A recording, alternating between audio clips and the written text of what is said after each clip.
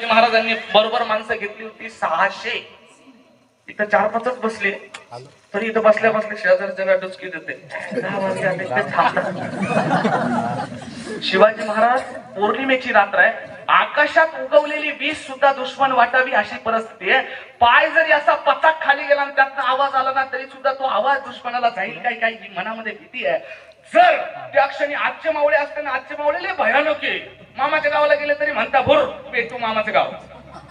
तुम्ही त्या काळात जर आमच्याकडे खरंच असता मोबाईल तर काही जणांनी तिकडे टाकला असतो व्हॉट्सअपला स्टेटसला भेटू विशाळगड.